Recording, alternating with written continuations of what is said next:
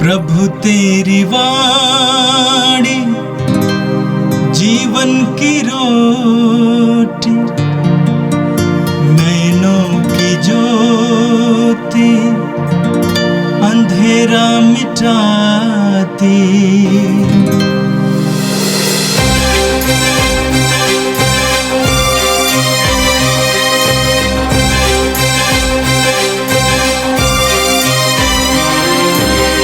प्रभु तेरी वाणी जीवन की रोटी, नैनों की ज्योति अंधेरा मिटाती। प्रभु तेरी वाणी जीवन की रोटी, नैनों की ज्योति अंधेरा मिटाती। वाणी वाणी वाणी वाणी वाणी पवित्र है, शाश्वत है, जीवन का मन्ना है। 13 फरवरी शुक्रवार। पहला पाठ राजाओं का पहला ग्रंथ, अध्याय 11 पद संख्याएँ 29 से 32, अध्याय 12 पद संख्या 19। यरोबाम किसी दिन यरूशलेम से निकलकर कहीं जा रहा था कि रास्ते में उसे शिलो का नबी आहिया मिला। वे दोनों मैदान में अकेले थे। आहिया एक नई चादर पहने हुआ था। उसने अपनी चादर के 12 टुकड़े किए और यरोबाम से कहा, 10 टुकड़े ले लो, क्योंकि इस्राएल का प्रभु ईश्वर यह कहता है, मैं सुलेमान के राज्य के 10 वंश उसके हाथ से छीनकर तुम्हें देता हूँ। मेरे सेवक दाऊद और उस यरूशलेम के कारण, जिसे मैंने इस्राएल के सब वंशों में से चुना था, वह एक ही वंश रख सकता है।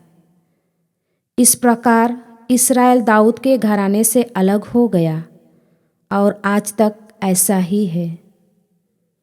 यह प्रभु की वाणी है। संत मार्कुस के अनुसार पवित्र सुसमाचार अध्याय 7 वाक्य 31 से 37 तक।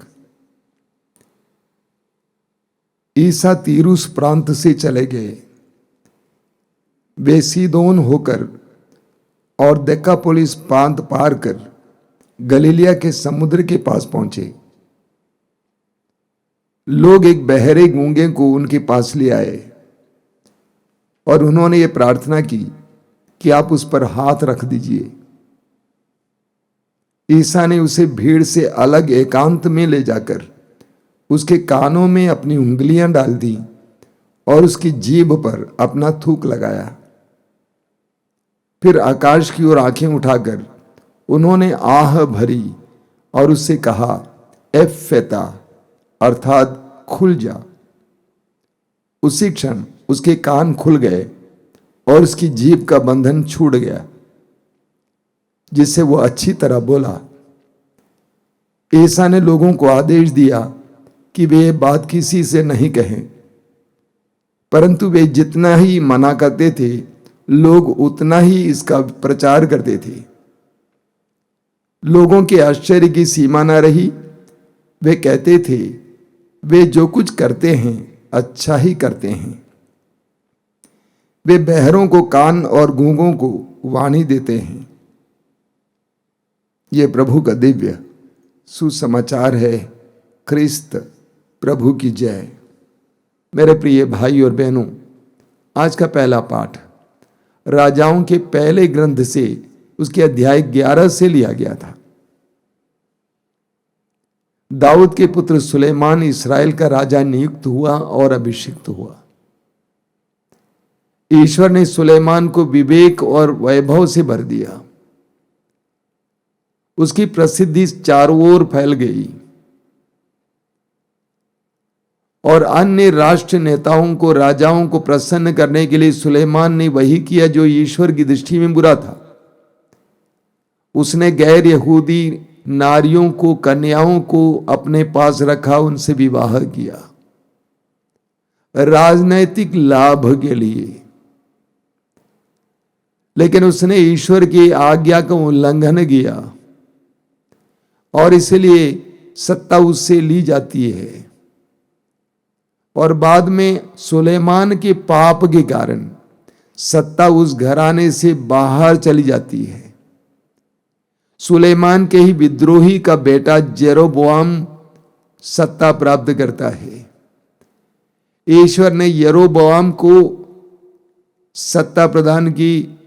इस्राएल के 12 टुकड़े किए गए और 10 टुकड़े यरोबोआम के अधीन किया। बहुत ही रोचक बात है। सुलेमान ने ईश्वर से विद्रोह किया और लोगों ने सुलेमान से विद्रोह किया। जब हम ईश्वर से विद्रोह करते हैं, लोग हमारा विद्रोह करने लगते हैं और हमारे हाथ से ईश्वर की दी हुई बातें अन्य लोगों को प्राप्त हो जाती हैं। सत्ता, शासन, कृपाएं, वरदान अन्य लोगों को प्राप्त हो जाते हैं। विद्रोह से विद्रोह उत्पन्न होता है। हमें अय्यूब के ग्रंथ के अध्याय 22 वाक्य 21 में पढ़ने को मिलता है, ईश्वर से मेल कर लो, तुम्हें फिर सुख शांति मिलेगी। ईश्वर से मेल करने से सुख शांति मिलती है। ईश्वर से नाता तोड़ने से ठीक इसके विपरीत का अनुभव होता है। ईश्वर ने आदम और हेवा को आज्ञा दी, आदेश दिया, उन्होंने उस आदेश का उल्लंघन किया। नतीजा वचन में आप पढ़ेंगे उत्पत्ति ग्रंथ में अध्याय 3 में, उनके पाप का नतीजा पृथ्वी पर, धरती पर पड़ा, उनके बच्चों पर पड़ा। उनका एक बेटा काइन ने अपने भाई की हत्या की। ऐसा ही होता है। हमारे जीवन में बहुत सारी विसंगतियां आती हैं क्योंकि हमारा ईश्वर के साथ नाता टूटा है। हमारा ईश्वर के साथ नाता टूटा है। हम ईश्वर से विद्रोह करते हैं। हमारे जीवन में बहुत सारी बातें देखने को मिलती हैं जो हमारे लिए दुखदायक हो जाती हैं। प्रभु यीशु ने यूहन्ना के सुसमाचार के अध्याय 15 वाक्य 5 में कहा है, मैं दाखलता हूं और तुम डालियां हूं। जो डाली मुझ में रहती है और मैं जिसमें रहता हूं वही बहुत फलती है। जब मुख्य डाली प्रभु से कट जाती है, अन्य डालियां सूखने लगती हैं। यही होता है, यही इस्राएल में देखने को मिला। दाऊद का घराना सत्ता से खाली हो जाता है। हमें यही बात हमारे जीवन में भी देखने को मिलती है। आप एक छोटा सा उदाहरण लीजिए। मधु का छत्ता है, उसमें से रानी को हटा दीजिए, सारी मधुमक्खियां वहां से चली जाएंगी। सुलेमान ने अपने जीवन से ईश्वर को हटा दिया, ईश्वर की आज्ञाओं को महत्व नहीं दिया, सत्ता चली गई। आज के पाठ से हमें बहुत कुछ सीखने को है। हम ईश्वर से बराबर मेल बनाए रखें, ईश्वर से नाता बनाए रखें, ईश्वर से रिश्ता बनाए रखें, ईश्वर की आज्ञाओं का पालन करते रहें। हम देखेंगे हमारे जीवन में सब कुछ नियंत्रित होती जाएंगे। और आज का सुसमाचार संत मार्कुस के सुसमाचार की अध्याय 7 से लिया गया था। वचन में आपने सुना, ईसा तीरुस प्रांत से चले गए। वे सीदोन होकर और देकापोलिस प्रांत पार कर गलीलिया के समुद्र के पास पहुंचे। लोग एक बहरे गूंगे को उनके पास ले आए और उन्होंने ये प्रार्थना की कि आप उस पर हाथ रख दीजिए। ईसा ने उसे भीड़ से अलग एकांत में ले जाकर उसके कानों में अपनी उंगलियां डाल दी और जीभ पर अपना थूक लगाया। फिर आकाश की ओर आंखें उठाकर उन्होंने आह भरी और उससे कहा, एफेता, अर्थात खुल जा। उसी क्षण उसके कान खुल गए और उसकी जीभ का बंधन छूट गया, जिससे वो अच्छी तरह बोला। सुसमाचारों में हम पढ़ते हैं कि प्रभु यीशु शब्द मात्र से रोगियों को चंगा करते थे। सुसमाचारों में हम पढ़ते हैं कि प्रभु यीशु हाथ रखकर रोगियों को चंगा करते थे। हम पढ़ते हैं कि लोग यीशु को स्पर्श करते थे और वो चंगे हो जाते थे।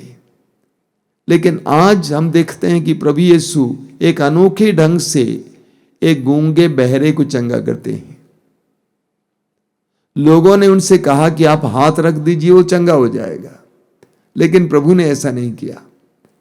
प्रभु उसके एकांत में ले जाते हैं और उसके कानों में अपनी उंगलियां लगाते हैं और उसकी जीभ पर अपनी थूक लगाते हैं और कहते हैं एफेता, अर्थात खुल जा, और उसके कान और मुंह खुल जाते हैं।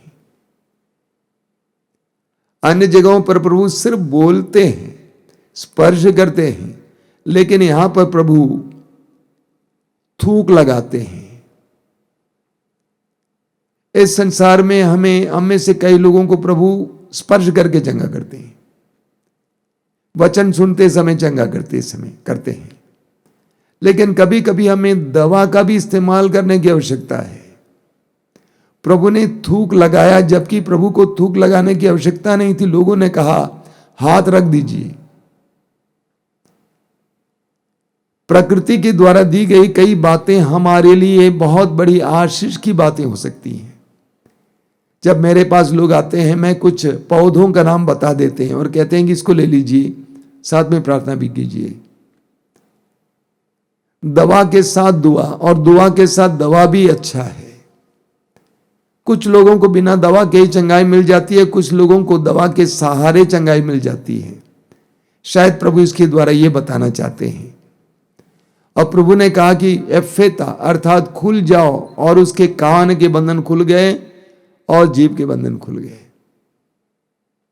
मुझे लगता है कि आज हम सबको इस आवाज की आवश्यकता है कि प्रभु हमसे भी कहें एफेता, हमारे मन में जो बंधन है वो खुल जाए, हमारे आंतरिक दृष्टि में जो बंधन है खुल जाए, हमारे हृदय में जो बंधन है खुल जाए, हम आजाद हो जाएं, हम स्वतंत्र हो जाएं। प्रभु से प्रार्थना कीजिए कि प्रभु तू मेरे लिए भी ये शब्द दोहरा, एफेता, खुल जा। मैं भी चाहता हूं कि मेरा संपूर्ण व्यक्तित्व खुल जाए। मैं भी चाहता हूं कि मैं आजाद हो जाऊं, मैं स्वतंत्र हो जाऊं, मैं स्वतंत्रता के साथ ये जीवन जी सकूं। प्रभु से इसके लिए प्रार्थना करना। इस चमत्कार को देखने के बाद लोगों ने क्या कहा? लोगों के आश्चर्य की सीमा नहीं रही। वे आश्चर्यचकित हो गए और उन्होंने क्या कहा? वे जो कुछ करते हैं अच्छा ही करते हैं। प्रभु यीशु के कार्यों को देखकर लोग कहते हैं कि वे जो कुछ करते हैं अच्छा ही करते हैं। लूकास के सुसमाचार के अध्याय 6 वाक्य 43 में प्रभु कहते हैं, अच्छा पेड़ अच्छा फल देता है, बुरा पेड़ बुरा फल देता है। अच्छे पेड़ से अच्छे फल ही आएंगे। यीशु अच्छे थे, इसीलिए उनसे अच्छाई ही निकलेगी। यीशु पर अत्याचार किया, लेकिन यीशु ने धमकी नहीं दी, उनसे क्षमा ही निकली। इस सच्चाई को हमें जानना जरूरी है। हम जो हैं उसके अनुसार हमारे कार्य भी होते हैं। हम जो हैं उसके अनुसार हमारा व्यवहार भी होता है। प्रभु ने कहा कि फल से पेड़ पहचाना जाता है। अगर हमारे मुंह से जो शब्द निकलते हैं, अगर हमारे कार्य हाव भाव अच्छे हैं, इसका मतलब हम अच्छे हैं, क्योंकि अच्छाई से ही अच्छाई निकल सकती है। लोगों ने कहा कि वो जो कुछ करते हैं वो अच्छा ही करते हैं। वे बहरों को कान और गूंगों को वाणी देते हैं। स्तोत्रकार ईश्वर के बारे में कहता है, स्तोत्र 145 उसके वाक्य 17 में, वो जो कुछ करता है ठीक ही करता है, वो जो कुछ करता है प्रेम से करता है। मेरे प्रिय भाई और बहनों, हम प्रभु यीशु के शिष्य शिष्याएं हैं। हमें भी सबसे पहले अच्छे होने की आवश्यकता है। कुछ लोग बाहर से अच्छे होने का अभिनय करते हैं, वो नहीं, अंदर से हमारे अंतरतम में अच्छाई होनी चाहिए, तभी हमारे जरिए अच्छाई बाहर निकलेगी। कुछ लोग कहा करते हैं, भाई हम तो सिर्फ बोलते हैं, करते थोड़ी हैं। बुराई बोलते हैं, गंदी बातें बोलते हैं, इस सच्चाई को भूल जाते हैं कि उनके हृदय में जो है वही मुंह के द्वारा बाहर आ जाते हैं। प्रभु यीशु कहते हैं लूका अध्याय 6 में, जो हृदय में है वही मुंह के द्वारा बाहर आ जाती है। जो हमारे हृदय में है वही हमारे व्यवहारों के द्वारा बाहर आ जाता है। तो प्रभु यीशु की तरह हम भी अच्छे बने, ताकि हमसे भी अच्छाई निकले। अपनी आंखें बंद कीजिए, प्रभु से प्रार्थना कीजिए कि प्रभु तेरे बारे में लोगों ने कहा तू जो कुछ करता है वो अच्छा ही करता है। प्रभु हमें अच्छा बनाइए। हमारे हृदय में कलंक है, कपट है, खोट है, बुराइयां है, छल है, वासना है, गलत उद्देश्य है। हमें शुद्ध करना प्रभु, पवित्र करना। तूने अपने वचन में कहा है धन्य है वे जो निर्मल हैं, उन्हें ईश्वर के दर्शन मिलेंगे। हमारे हृदयों को शुद्ध करना, पवित्र करना, ताकि हमारी वाणी, हमारे व्यवहार, हमारा हाव भाव, हमारे कार्य अच्छे हों। ये प्रभु यीशु वचनों को सुनने वाले मेरे भाई बहनों को आशीर्वाद देना। एक एक भाई बहन को शुद्ध करना, पवित्र करना। आज का दिन उनके लिए आशीष का दिन बने, कृपा का दिन बने। हमारी प्रार्थना को ग्रहण कर, आमीन। प्रभु तेरी वाणी जीवन की रोटी, नैनों की ज्योति अंधेरा मिटाती। वाणी वाणी वाणी वाणी